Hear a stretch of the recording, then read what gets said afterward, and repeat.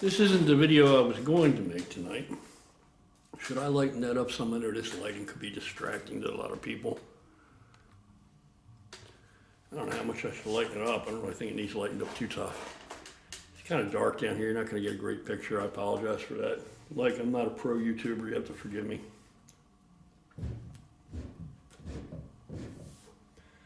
I'm a shitty YouTuber. Peace and quiet, baby. Got a little light jazz, Christmas music chiming upstairs, going on upstairs.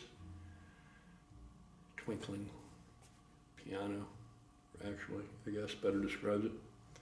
And I'm just down here in the basement chilling out. This is not the video that I had intended to make tonight, but Facebook. Got a message from a brother on Facebook. And this follows a pattern. There's a pattern, man. And I'm not delighting in anybody's status of feeling like they're alone or they're lonely or they don't have a lot of friends. But I like to be reminded now and again that I do attract, I think, the core audience that I've always wanted to attract, the people that I'm trying to appeal to. The whole point to the whole thing, you know what I mean? I used to talk about it a lot more, but the whole point to the whole thing and the whole gorilla with a cause idea and the whole no bystander mentality, you know, that's written on the back of the shirts and all that stuff, is I really wanted to create, you know, initially I wanted to create an army of outcasts. I wanted to create a real world networking of outcasts, of people that knew through firsthand subjective experience, they knew what it was like to have been discounted at some time or another in their lives, to have been, you know, sold short, to have been picked last for anything, you know what I mean? Had been underestimated, or just had been behind the eight ball, know what that feels like, know what that is like, or know what it's like to feel like you've gone unnoticed, you know, whenever at some point in your life that it became painfully obvious that you just didn't fit. You just weren't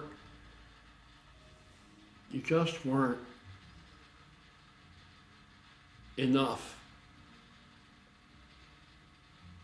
of what it seems like the rest of the world wanted socially, right? Because we're social creatures. We're designed to be.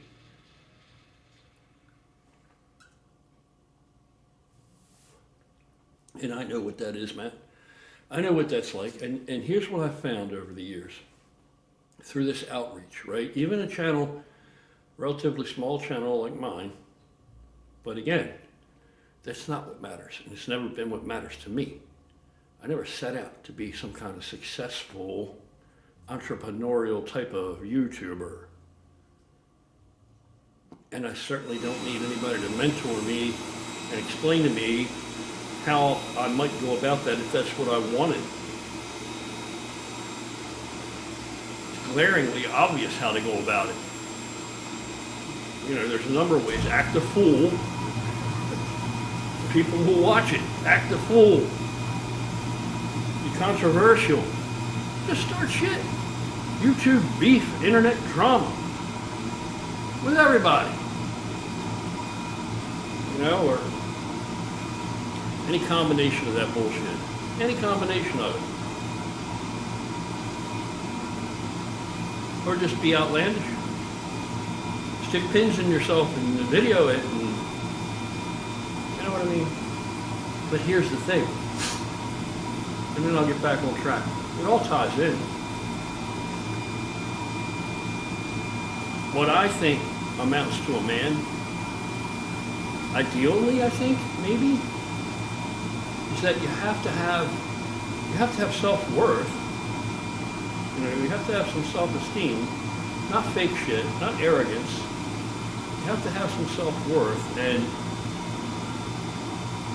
to maintain that and to truly have that, I think there needs to be some essence of dignity and control. A man, in my opinion, a man should know how to present himself in varying circumstances as ever required. You know, that's what dignity is, in my opinion. That's part of what it is. It's part of what it is. I think if you're comfortable in your skin and you're confident and you have a reasonable amount of self-esteem, you can be a gentleman because you can afford that. You can afford that. And if you move far enough along down the road and you get to a place where you really are comfortable and secure in who you are, there's no reason not to be. There's no reason to be other than polite, to be a gentleman, and to be, right? And that's not always easy. And especially when you come from a background. And like I was beginning to talk about or speak on, through the networking, even though this is a relatively small channel, it's wide enough throughout the world that I have gotten so many exchanges and emails and things like that from people that have been through all kinds of stuff that can relate. That were bullied, that were been through various types of abuse, and just have been through some shit and came out the other side of it better for horrible things. But they became stronger from it, or they became a survivor, and a survivor is a winner. You know? These are people that have been tested. People that have been tested in many different ways, a multitude of ways, and found their way through. Doesn't mean they don't have scars. You know, I relate to anything like, you know, I'm fucking made of scars. You know, ones you can see and ones you can't see.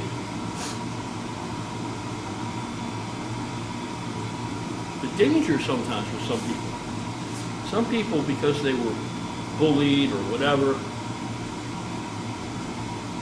they become kind of bitter. And I mean, I think that that's probably not unreasonable, but you're not finished yet. You're not fully developed if you're still bitter. You know what I mean? To a degree. You don't want to forget. Don't forget. You know, but you want to get beyond that too. You want to get to where you're still accessible. You're still accessible because you came through it. Ideally, you want to come through far enough that others that are now going through or experiencing or feel like you previously felt, or going through what you previously went through, or any of that shit, can relate.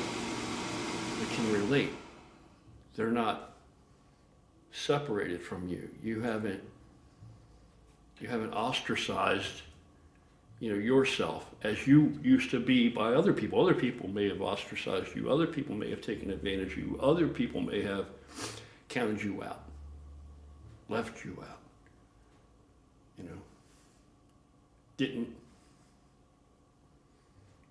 you know, looked at you, right through you sometimes, maybe like you weren't even there, like you're just a ghost moving through the world. But now you go through that, it's very easy to carry some kind of resentment or to become impatient and direct that to wrong people, to direct that outward everywhere. Then you're excluding people who are like you used to be. You're excluding them. You're doing to them, in essence, without even meaning to, you're doing to them what others used to do to you. And you don't even mean to do it, but you're doing it. I mean, how good would it have felt when you were alone and you were in, you know, you were that underdog, you were in that discounted position or whatever, if you know what that's like. How good would it have been if somebody that had come through it, somebody had come through it, you know, gave you a nod or recognized that you occupied a space, or, you know, just gave you a pat on the back, or just said, hey man, you're gonna be all right. You're gonna be all right, because I'm good and I know what it is. I was there, man. I was there. Fuck all those others. You know what I mean? And it's hard, man. It's hard, you know, it's hard just to remain available, you know, because you have to become vulnerable again. You have to be willing to become vulnerable so that you are available.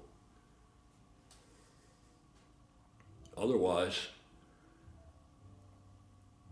the people that now would never fuck with you, right? Would never disrespect you, right? Just to put it in terms that most people can relate to. You know, there's the whole thing about what is respect worth from somebody that doesn't even know what respect is. You know, is there any value in that? But those people now, those types of people, you pass by, they don't want, you know, but it doesn't mean they've become different people. They're still out there, and they're still violating someone to whatever degree. So you don't want to lump everybody. You don't want to send that vibe out to everybody. So if you're truly past it, and you truly came through the other side, and you're truly confident and secure and comfortable in your own skin now, those things, whatever they were, they can't touch you anymore. You're not that guy now. They can't touch you. But the people out there going through it, they need to be able to look to others like themselves that are actually kindred, that were there, know what it is, and came through, because they need to see there is light at the end of that tunnel. I mean, yeah, most of us will agree. If you were out somewhere, you know, the whole no bystander thing, and you saw somebody being abused, you saw somebody being obviously blatantly slighted, purposely, with intent, being treated like shit, most of us would be offended by that, because that hits home, and now we're not the victim anymore, and we wouldn't take kindly to that, wouldn't appreciate that, and most likely may intervene to one extent or another, right? Right? But why should it have to go that far? You're not going to be everywhere, you know, all the time. You don't know and see everything. And just because you don't see it doesn't mean it doesn't exist. And so people that are going through it need to be able to look to you and say, you know, that person made it. That person came through it. And again, I've said this many times before, man, that younger person that may be going through something that you already made it through, they don't look at you. If you're walking around putting out these vibes, you know, because you don't want to be bothered. I know what that's like. Don't want to be bothered, man. And the best way to not be bothered is to become something that ain't nobody wants to bother. But once you've achieved that, once you really have gotten there, there's no need for all that projection anymore, because everybody receives that, even the people that you don't want to. You know what I mean? Does that make any sense? And the reason I'm thinking about this tonight is you always go out when you sit and chat, but it cuts down on my smoking, so it's good for me. It's because I got a message from a guy, a brother, that said, you know, he messages me a good bit. I don't have a lot of time just to hang on the internet. I just don't. I get up 4:30, 5, automatically. You don't need an alarm. Just can't sleep later than that most of the time. Most of the time. And I get up and I get my day started, and I have, a routine. I have routine. I like having a routine. It's easier to stay on track as long as I implement a routine. It's easier for me to keep going that way. And so I don't have a lot of time to devote just hanging on the internet. It takes enough time just to post these videos. Really, in the overall scheme of how much shit I really would like to accomplish day to day. Real shit in my life out here. And so this guy messages me, I'm not that, first off, I'm not a texter, really. It's not my era, it's not my thing, right? Have a conversation, let's get on the phone and have a conversation. Or let's talk face to face or whatever have you. But anyway, I'm old. So he messages me a good bit, and he asks me a lot of questions and stuff, and it's about nutrition and training and things. And I try to answer. I can't answer everybody, so that's why like Patreon is a little bit more, I don't know, it's smaller. So it's a little more intimate. It's easier. Like how this channel was at first. It's still not that huge, but it's still, I've got a lot going on. I'm not the most organized guy, right? So that's what makes Patreon really nice. But this fella, it struck me tonight because it kind of shocked me back to where I'm supposed to be, that he said that he hopes it's okay, he asks me a lot of questions because he doesn't really have any friends. And he doesn't really have any friends, and that hit me. And of course the reply to that is, I don't know, the reply to that from me is that, well, if you don't have any friends, you don't have anybody to train with, you don't have anybody to hang out with, if you feel like you're, alone, motherfucker, where do you fucking live at? You know what I mean? Literally, if you live close enough to me, let's train together, let's hang out, let's shoot the shit, let's ride fucking motorcycles, get a fucking bike, let's fucking make something happen. You know what I mean? Just a guy, man. I'm just a dude. I'm a regular guy. And that appeals to me. Most of my friends, they don't have any interest in being on the fucking internet. They have no interest. Some of my friends are some amazing cats that could have some incredible internet shit going on, but they have no interest in it. Look at a dude like Mike Birch. Mike Birch was 73, 74 years old now. There are videos on his little YouTube channel. He hasn't really posted a new video in probably 7 or 8 years or whatever, but there's videos of him, in his like 60s, where he's pulling 700 pounds off the fucking floor, deadlifting. And not at enormous body weights. Today he competes at 74. He holds current world records. He competes in what weight classes he competed in? I think he weighs in around 180-ish. Yeah. So, Mike Birch is a fucking bad motherfucker, man. And if you look at the guy's history, he's always been a bad motherfucker. Always. He was a track star, he was a football star, he was a powerlifting star, big muscular dude his whole life. And now he's 73, 74 years old. And he's still a bad mother. He's still hammering away. And he doesn't do it for YouTube, he doesn't do it for Instagram, he's not on any of that shit. Like I said, he had a little YouTube channel for whatever reason. It's a dead channel, years and years old,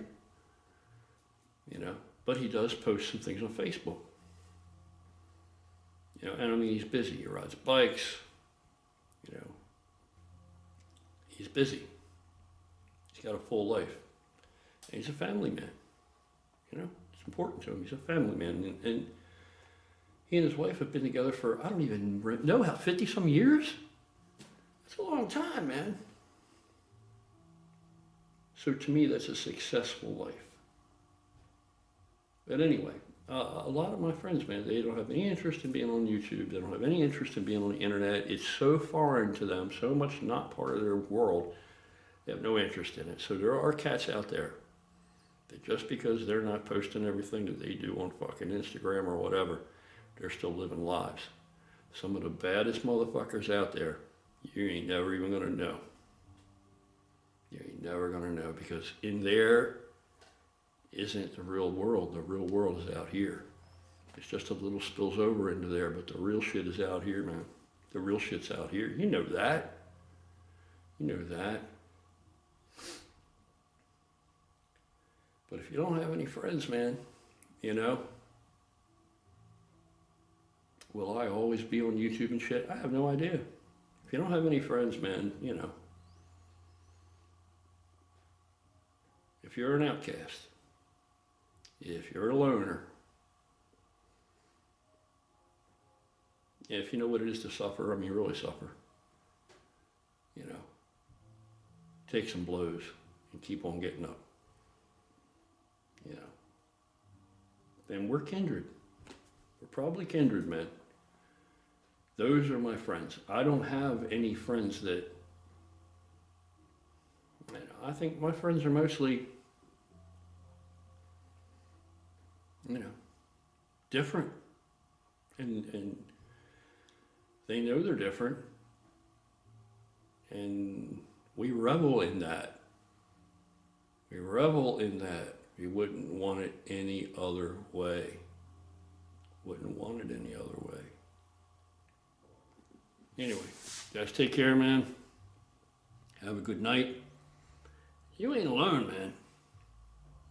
If you feel alone, you are not alone, man. You are not alone. And to the extent that you feel alone, if there's something you can do about it, maybe you ought to. Maybe you should at least try. You can always try. Nothing beats a fail like a try. Guys, take care. Have a great night.